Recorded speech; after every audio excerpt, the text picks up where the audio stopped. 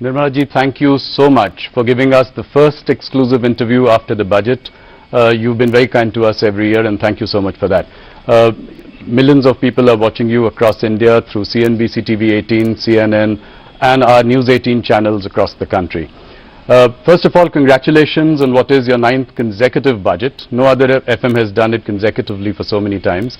I think it has also been a period which has been marked by a lot of turbulence. You've seen it all. You've seen the pandemic, you have seen some shooting wars and now tariff wars, and through it all you have steered the economy. I think if you look at the bigger picture, a job very well done indeed. You know, it is one of the fastest growing economies in the world, any consequential economy in the world. You know, you've managed to keep fiscal discipline under check. You've also kept inflation well below 2%. So the big picture really looking good. I'll ask my first question, which I always do when I start. You know, if you look at the reactions of the budget, some people have called it a status quoist budget. People have called it a conservative, cautious budget. How do you react to this? You know, people saying no bold reforms this time. Of course, much is there in the fine print, and it is all coming out. The markets have, you know, come back today from a low tomorrow. So, what was weighing on your mind when you were preparing this budget?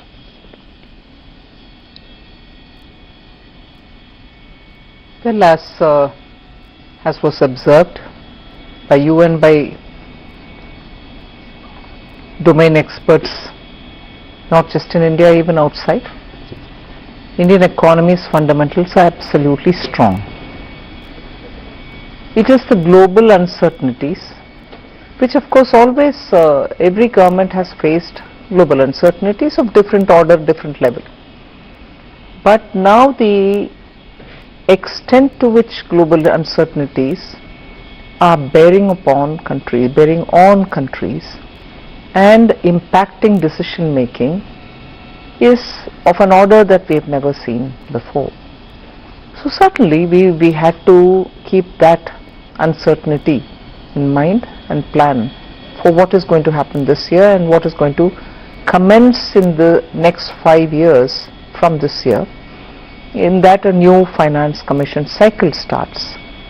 And above all, like the Honorable Prime Minister said, this is going to be the first budget in the second quarter of 21st century, which is up to 2050. Yes.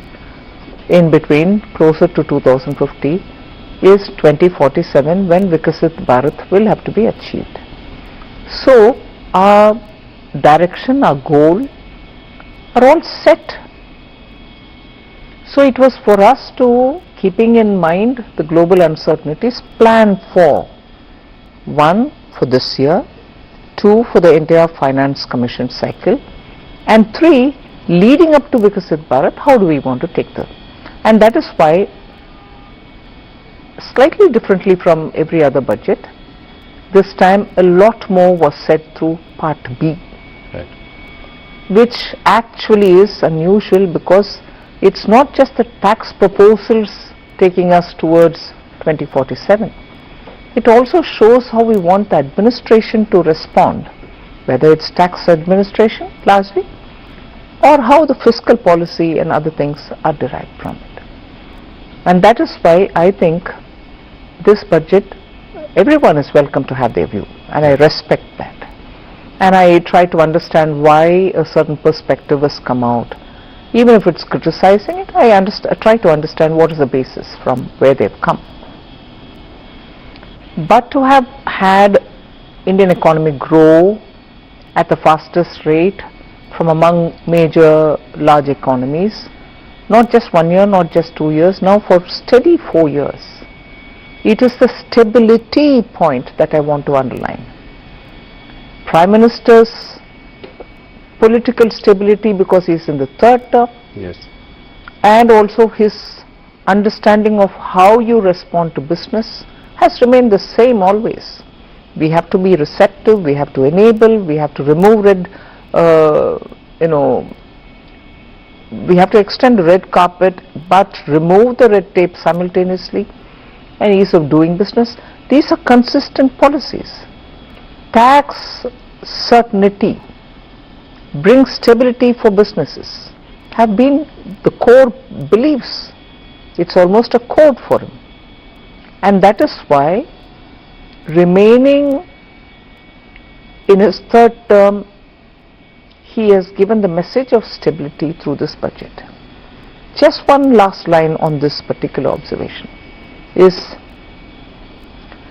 stability and also making sure businesses are able to do business in India at a time when global uncertainty is making decisions difficult for even businesses from outside to come into India.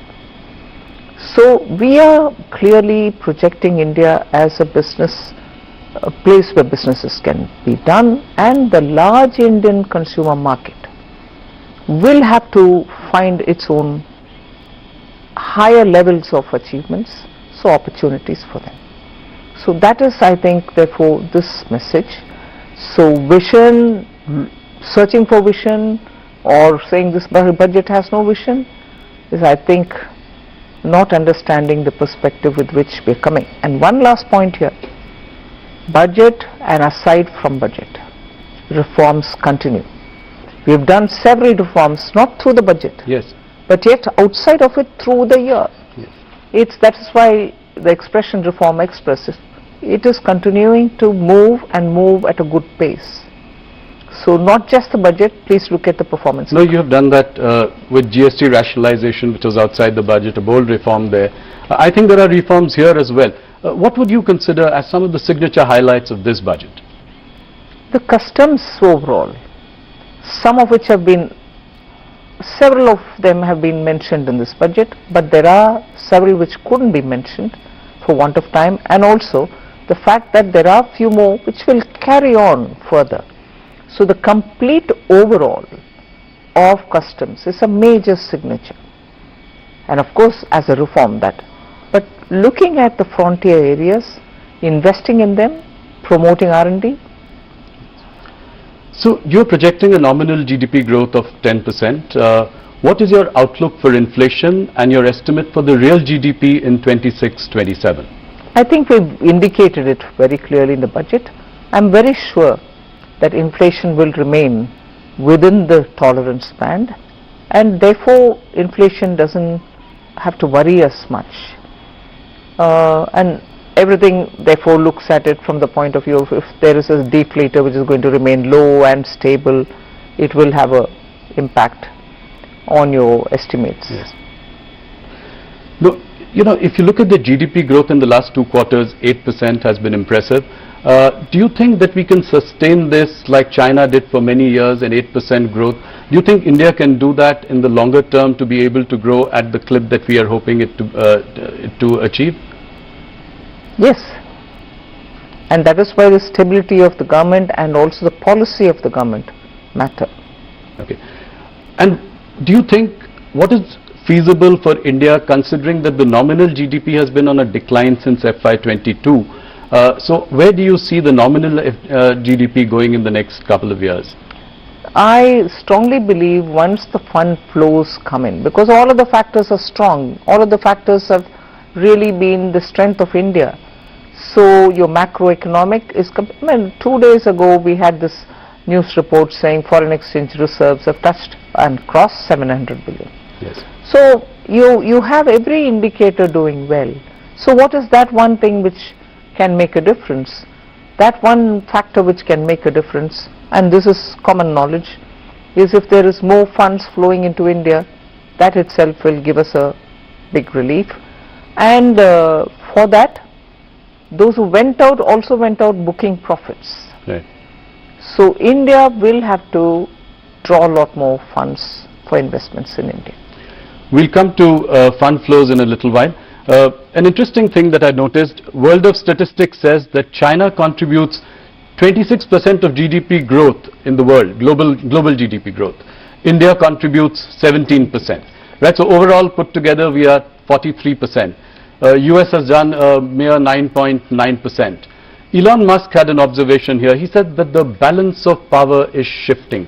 Would you agree with that? And how soon can we close the gap with China? It is the truth that China and India together contribute so much. That's a fact. For India to aspire to bridge the gap, yes, we have to work very hard. And there are sectors which will have to be given greater stimulus. Productivity gains will have to arise out of using technology. Our manpower should also get better deployed in the areas in which their skills lie. Yes, we have a lot of work to do, and we will have to do it. So, and that is where my trust and faith is. When the government is stable and when forward-looking policies are encouraged, we can still achieve it. Stability has been your big message this time. Tax holiday for data centers has been a bold reform this time. What response do you expect from this, and would it also apply to Indian companies like TCS? See, we are talking about global companies setting up GCCs. Yes. Global companies, if they are Indian in origin, will also have to have their profits and other things understood. Global profits made in India. And most of these global companies who are setting up business in India are already also paying tax. It's not as if they are not being covered by taxation for the earnings that they get from India. So if anyone who fits into this definition, not just this, you've very clearly defined it. So referring to that definition, whoever fits in will get it. So an Indian company like TCS might fit into that. A global company. A global company like TCS would fit in. Before I go forward, I would like to take what the opposition feels about the budget. So Rahul Gandhi has always been very critical of the economy and what you've been doing. When Donald Trump talked about India as a dead economy, he chimed in immediately. In this budget, he says that the finance minister is blind to the realities facing the government. How do you react to this? He's the leader of the opposition in Lok Sabha. I want to take him seriously. And I want to take his observation seriously to see if things can be done better. But most often I think he shoots from his hip. He doesn't keep good foundational data and then make his observation. I think on the dead economy comment, I'm not referring to anybody else, but being in India, being in the parliament, being the leader of the opposition, hearing all the questions being asked during question hours, replies being given, written, standing up, ministers say, that one comment in his haste, voicing the comment made by somebody else from outside. You are a member of the parliament, you are a leader of the opposition. Are you saying you're living in a dead economy? That itself sort of pulls the carpet from under his feet. You need an opposition leader who speaks with data and with such heft that the government will have to answer you.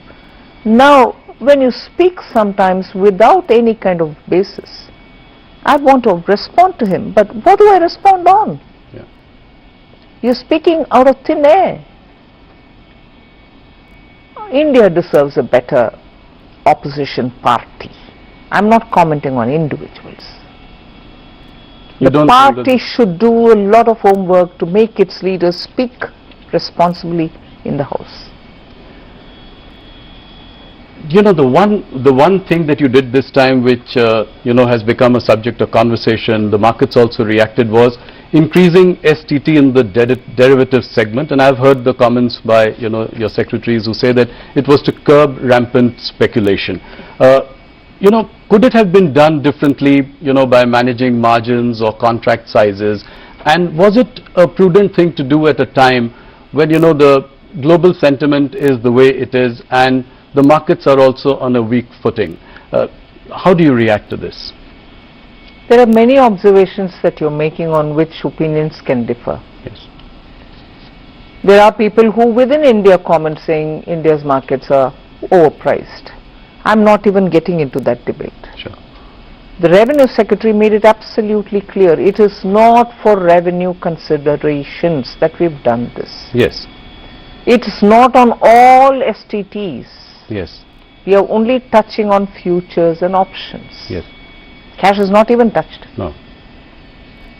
So it is the speculative tendencies, and in fact the Ministry of Finance has received several parents, elders who call us and say, are you going to sit and watch people lose money? And one of the studies showed that 90% of people who've gone into futures and option have lost money. Yes. Of course the market regulator will also do his or her bit. The institution will do its bit. So we've only tried bringing in a deterrent where speculation is rife. We are not touching the market. Other STTs are not being touched.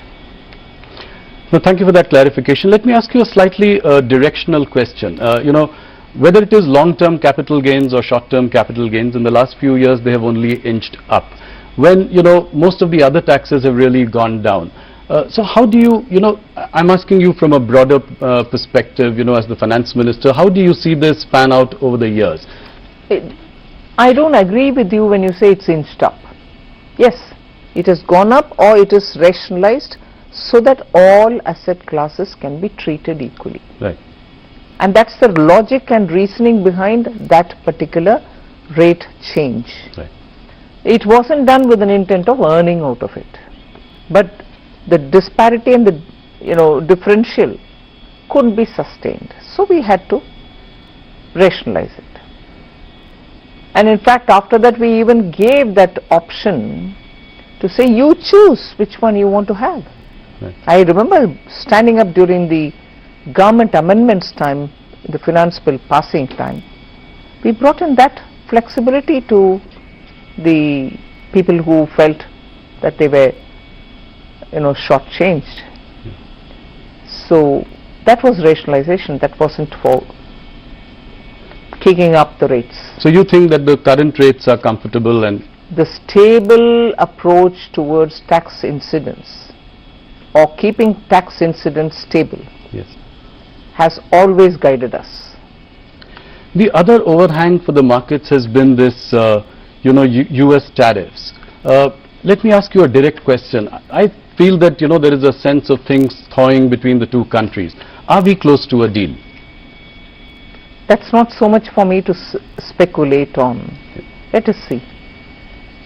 But you do think that things are improving from both the sides? The FTAs are being signed, European Union, UK, Australia, New Zealand. So work is going on in getting FTAs done. Okay. So Donald Trump has said, heated up and yields can go up. But it's a fact that given the levels of developmental activities which all of us want to ramp up, both central government and state governments, going to the market is one way of raising your fund. But the yields going up also pushes back, and therefore people who want to look at better timing go back without raising the funds. So there is this concern, and that itself could be a deterrent for many states because they cannot afford it. yes. So it's a very evolving situation. We'll have to see how it goes. Okay. Finance Minister, your party has always stood for a strong rupee. But if you look at the Indian rupee in the last 1 year, it's been on a losing streak. It's almost lost 10% against the dollar, around 16% against the euro. Are you comfortable with this level of the rupee, and are you happy with the steps that the RBI is taking to maintain it? Let's understand one thing. Our party, yes, was in favor of and is in favor of always a strong rupee, no doubt. But it's also got to be predicated in the context of how the economy is. Economy suffering from high inflation, economy being fragile, and your rupee value also not in a good position, makes it really hard and difficult for everybody.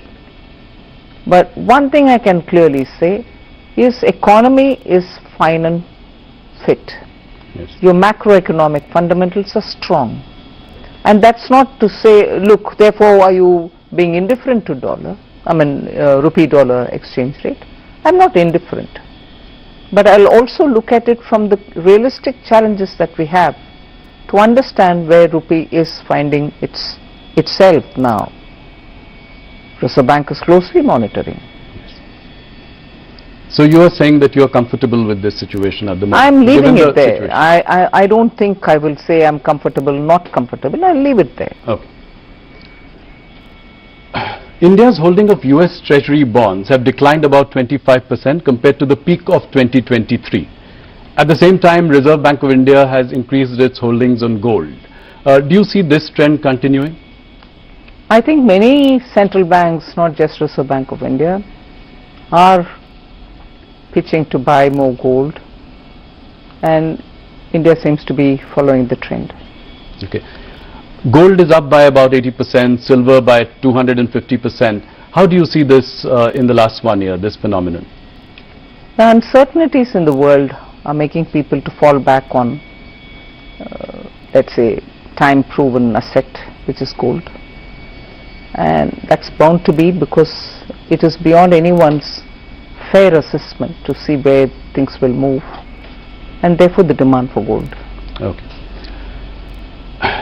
That brings me to the next point, which was also discussed a lot this budget. Capital gains on sovereign gold bonds purchased in the secondary market. Market participants feel this is some kind of a retrospective tax. Do you agree with that? What was the logic behind this? No. The intent of that sovereign gold bond was at the time of the issuance, and also making sure that you hold it the full term. Yes. So those are the two boxes to be checked. If you are doing one and not the other, you picked it up not at the time of issuance but from the secondary markets, one of the boxes not getting ticked, and therefore you're taxed. You bought it during issuance, but you're not holding it full term. Right. One box is not checked, so you're being taxed. It's only when you've taken it at issuance and you're holding it full term, Yes. you get that concession. So every other, which there are only 4 situations, right? So the other 3 situations where both the boxes are not getting checked Is where you understand. You set up a committee to review the banking sector. What will be the remit of this committee? What are the timelines that you are looking at? Could you give us some details? I've not worked on the TOR yet, Okay. but the broad intent was that towards Viksit Bharat, there couldn't be better time for us, especially now when the bank's health is very good. We would want from that strength to understand where we can go and how do we go, which is the path that we take to go there. So that is where we want that committee to work.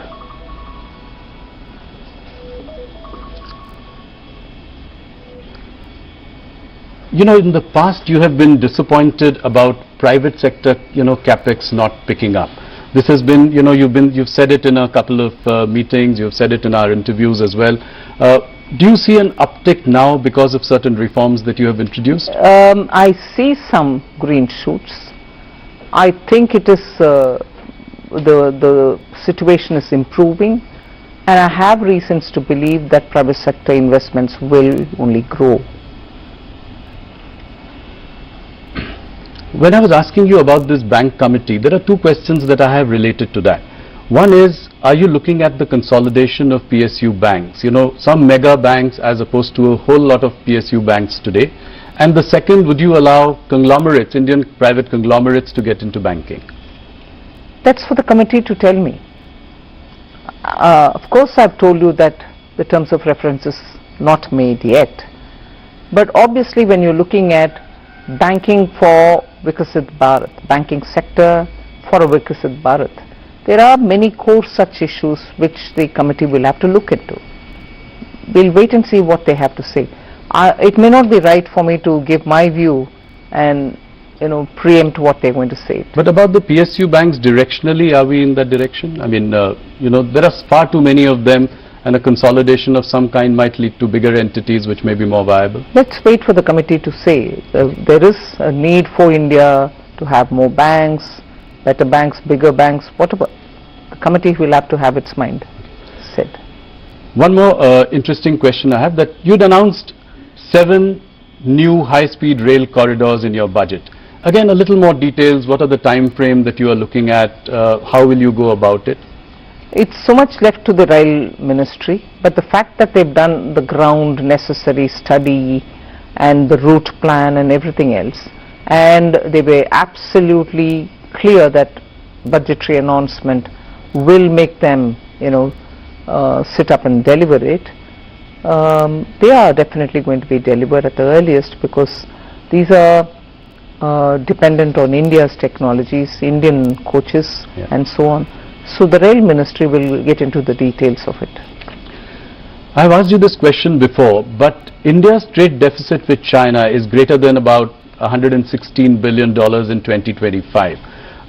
Even though the exports have also gone up, how do you tackle this issue? That is where I think we are very clear in Atmanirbhar Bharat. We need to have capacities built in India for those essential goods that we import, and make sure that we are able to make it in India for Indian market. Even as I say this, we have not restricted the imports of some of the critical machines or equipments or some raw materials which are so important for our industries.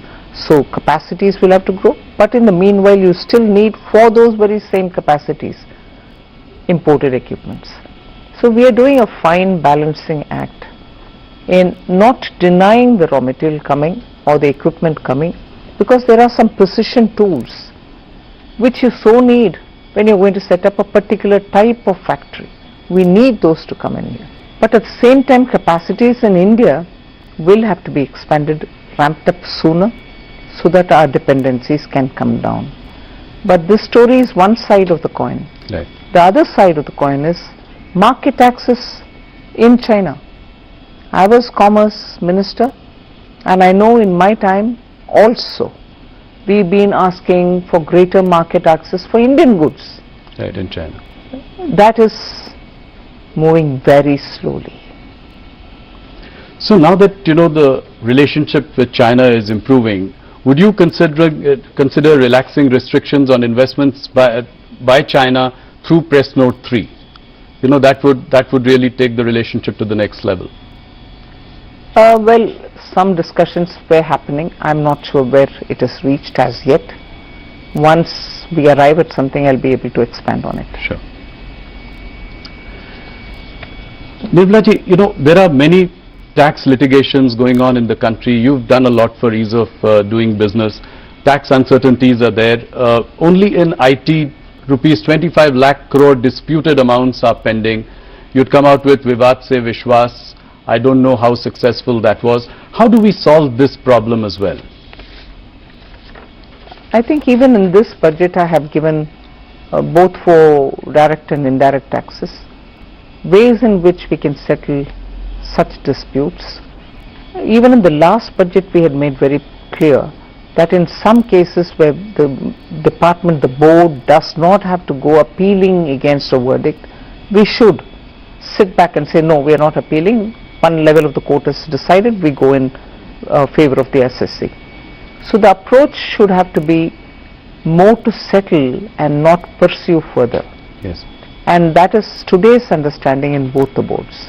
And I'm so happy for it, because now therefore most of our measures are in that route, that we don't go appealing just because we want to earn a few hundred more rupees.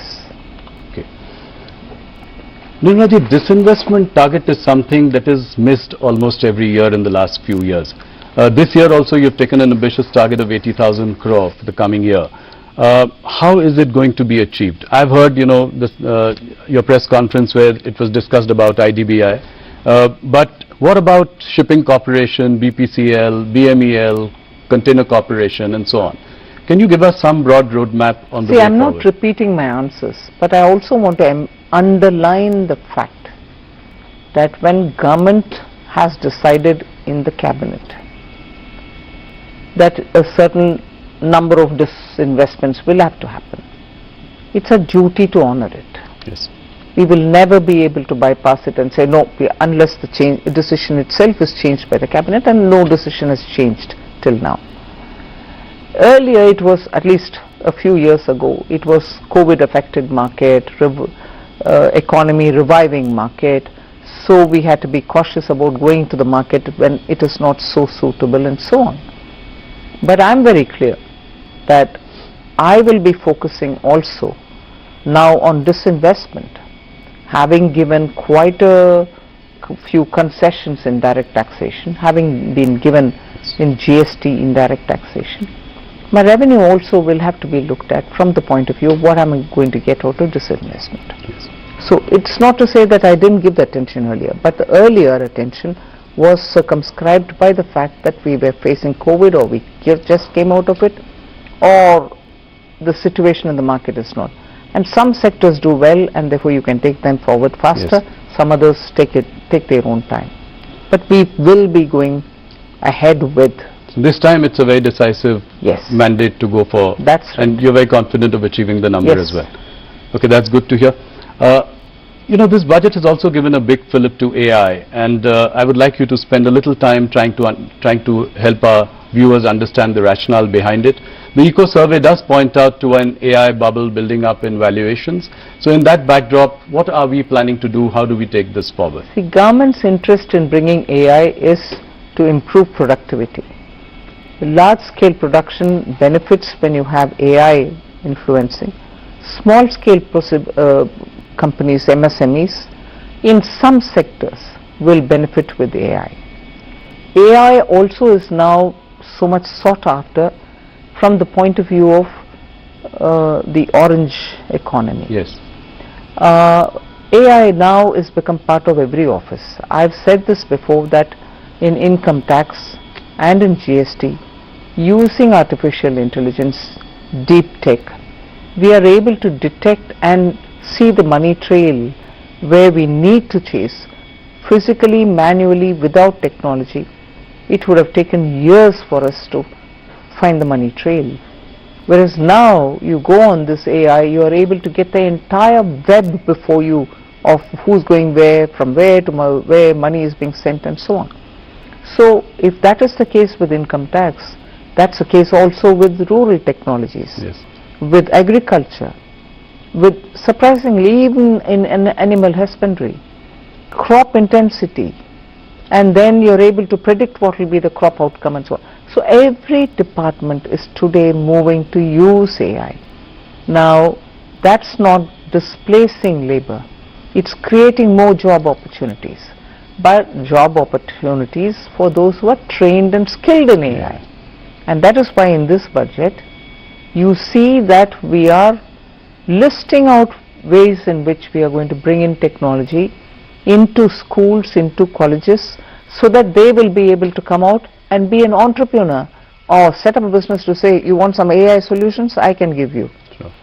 We are doing that as a pilot now in 3 states at the ITI district level.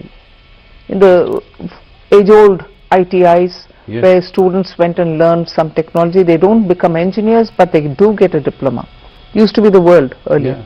Now we are upgrading all these district level ITIs with the central government's money and making sure that master trainers are sent to all the districts, students are brought in, they can have the AI training and therefore be ready for the market. Just as the last budget and the budget before, we had set up institutions of excellence for AI in agriculture, AI in health, AI in cities building. That's interesting. Let me move to some political questions, and before anything else, this time people said there were not much mention of poll-bound states in your budget. In fact, you know, the governments in Kerala and in Tamil Nadu have reacted and said there's nothing in it for us. MK Stalin has said that, you know, Tamil Nadu has been snubbed by you. How do you react to this? It's sad commentary, you know. It's a sad commentary. Super fast trains, or the trains that we've announced, not bullet, but the high-speed Yes. trains are going to Chennai, they're getting connected to Hyderabad, they're getting connected to Bengaluru. In fact, I was reading somewhere that once this comes in, the travel time between Chennai to Bangalore will be 1 hour and 30 minutes or something like that. Yeah. Is that not happening for Tamil Nadu? I had gone a couple of years ago when that Oki cyclone happened to Tamil Nadu, particularly to the districts which are adjacent to the coast. Every coconut tree had fallen flat. We couldn't even get enough saplings for those farmers that time, because everywhere they were looking at saplings from Karnataka and so on.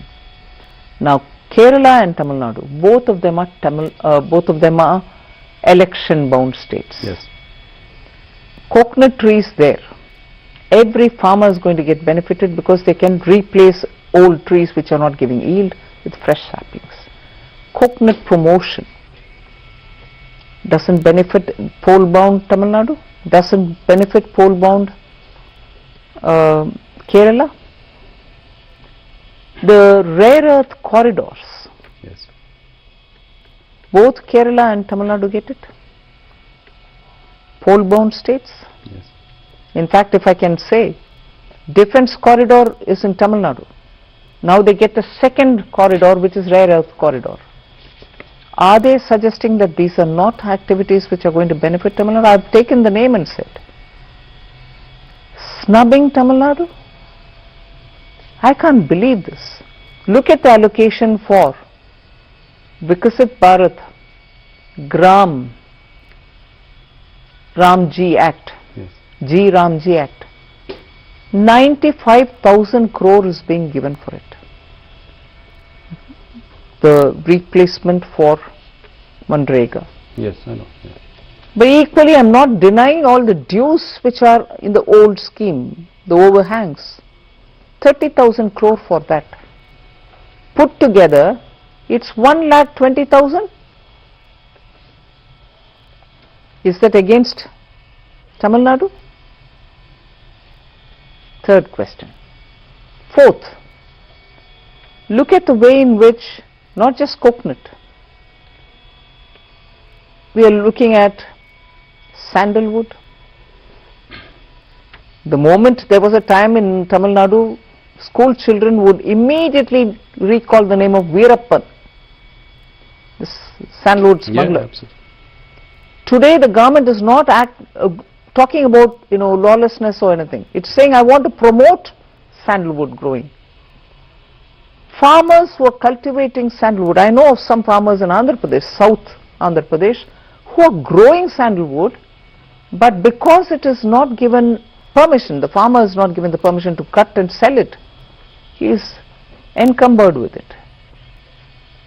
Won't it benefit the farmers there? Of course. So there are ever so many, and semiconductor, Yes. electronics 2.0, 40,000 crores. Where are these industries? They are not in Tamil Nadu. Semiconductor industry, when you stand next to the company and take a photo saying, oh, Tamil Nadu has received this investment, isn't the policy of the government of India helping you to get it? Why mislead people? Be proud that you're getting it. I think Stalin has definitely touched a raw nerve here.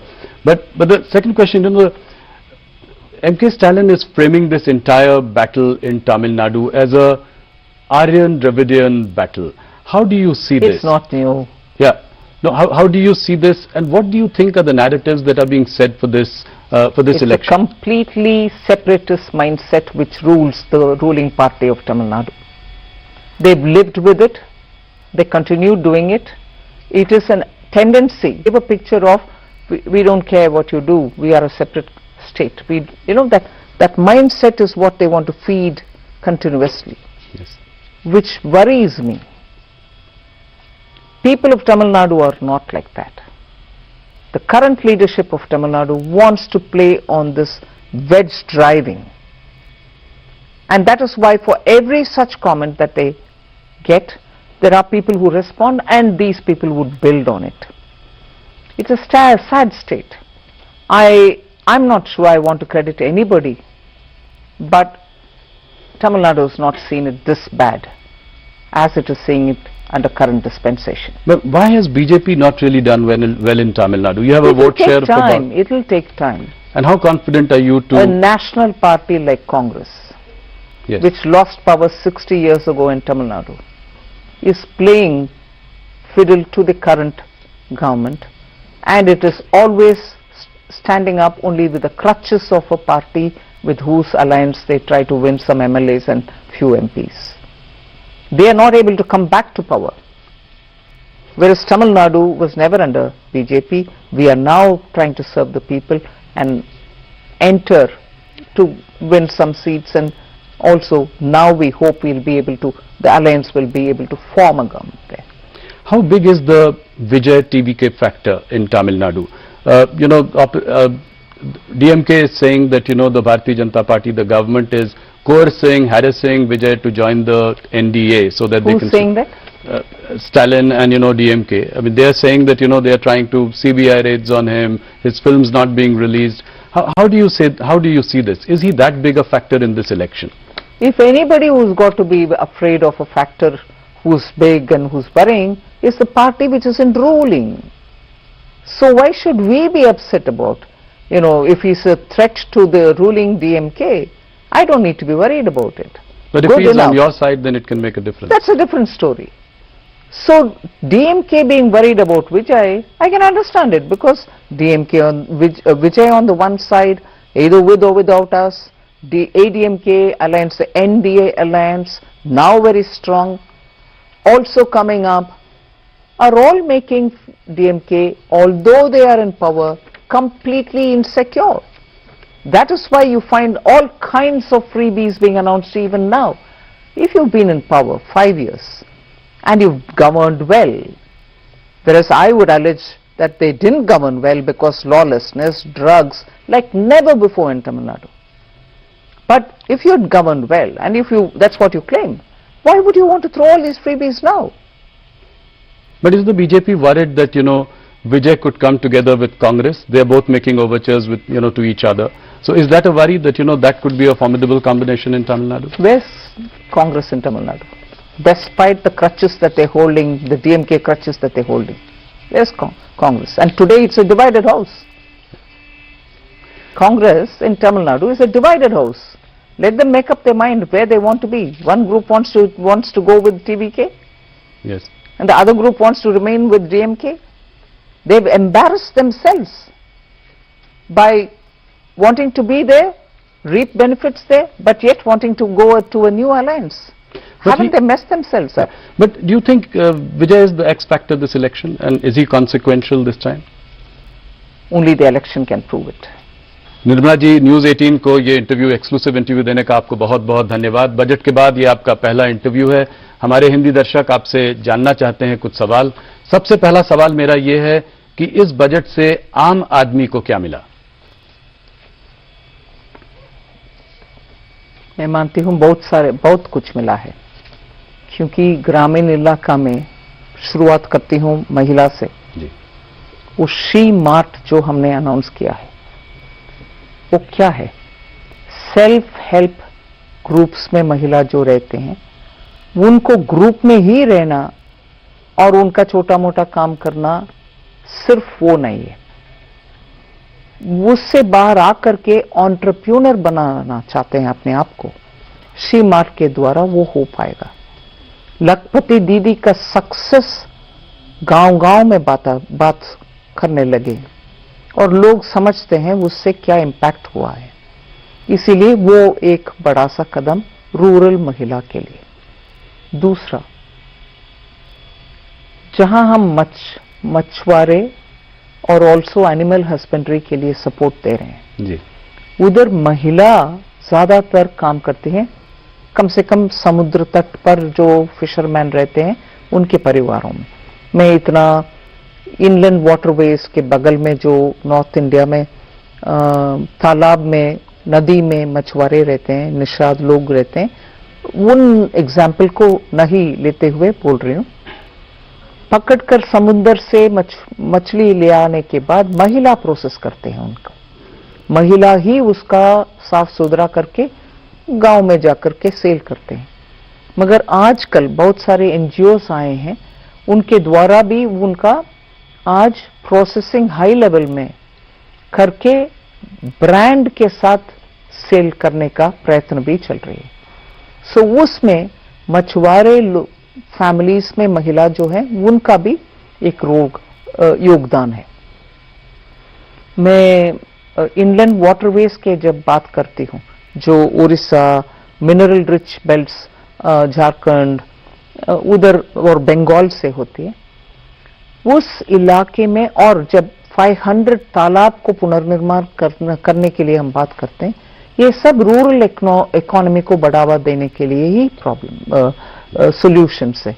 उससे rural economy का situation improve होगा। युवा के लिए, ग्रामीण युवा के लिए ही डिस्ट्रिक्ट में 1 मिनट पहले आपको एक्सप्लेन कर रही थी, एआई ट्रेनिंग युवा के लिए कैसे मिल पाएगा, सरकार उसमें कैसे इन्वेस्टमेंट कर रही है, लड़कियां लड़कों को उधर ही बेनिफिट एआई सीखने के लिए। और साइंस एजुकेशन में महिला आने में दिक्कत इसीलिए होता है कि उनका रहने का व्यवस्था नहीं होता जी। हर एक डिस्ट्रिक्ट में, जिला में एक महिला हॉस्टल बनाने का ये काम जो अनाउंसमेंट हुआ कल बजट में, वो रूरल महिला के लिए, रूरल लड़कियां जो कॉलेज में आने के लिए। एक और बात जोड़ती हूं, वो बड़ा सा एक अनाउंसमेंट है। एलाइड हेल्थ वर्कर्स, मतलब आप नर्स हो सकते हैं, फिजियोथेरेपिस्ट हो सकते हैं, होम में आकर के केयर करने वाले मेडिकल छोटा सा पैरामेडिक हो सकते हैं, या फिजियोथेरेपी करने वाले हो सकते हैं, या आप साइकियाट्री में ट्रेनिंग लेने वाले हो सकते हैं।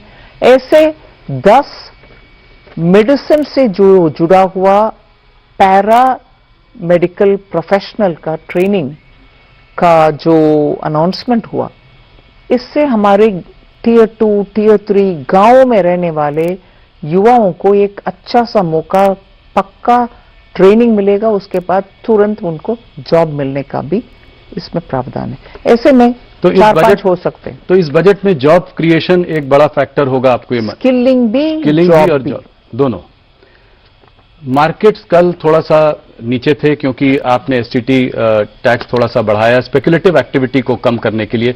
हमारे दर्शक हमारे जो हमसे लोग जुड़े हुए हैं वो जानना चाहेंगे कि ये क्या मार्केट के लिए हानिकारक है, क्या ये ऐसा कोई स्टेप है जिससे कि मार्केट जो है नीचे जा रहा है?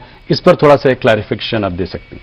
कल वो बात था, मगर आज मार्केट वापस ऊपर आया।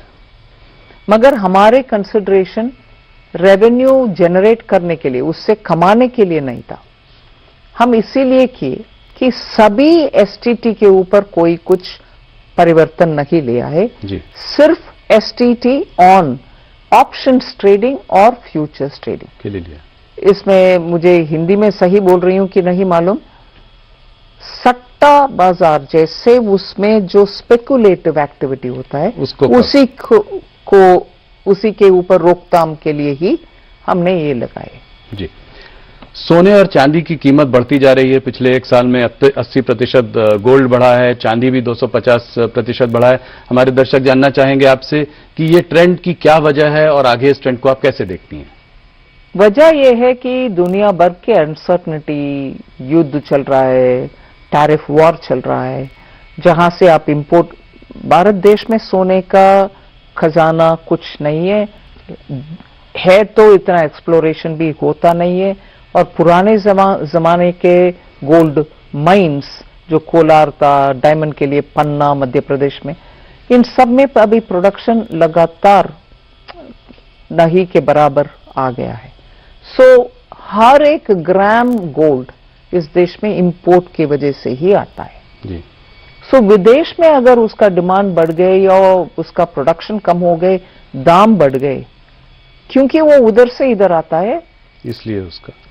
एक आखिरी सवाल, हमारे दर्शक ये जानना चाहेंगे कि कीमतें बढ़ेंगी इस देश में आने वाले समय में या कम होंगी? कीमतों के दर में क्या? पिछले 2 साल से हम इन्फ्लेशन को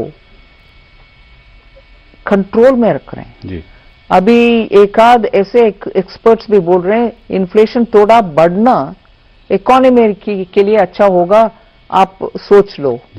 हम इन्फ्लेशन को एकदम नियंत्रण में रख रहे हैं, उसके कारण ही आज इकोनॉमी में सब लोग को बाहर जाकर के कुछ खरीदना है तो अफोर्डेबल प्राइसेस में मिल रहा है चीज। हम उसी रास्ते पर उसको नियंत्रण में ही रखें। ये जानकर सबको खुशी होगी, आपने इतनी सफाई दी इन सब चीजों पर। बजट का आम आदमी पर क्या असर पड़ेगा इसका भी आपने जवाब दिया। निर्मला जी, बहुत बहुत धन्यवाद हमारे संग जुड़ने के लिए। सबसे पहला इंटरव्यू बजट के बाद हमें देने के लिए। धन्यवाद राहुल जी।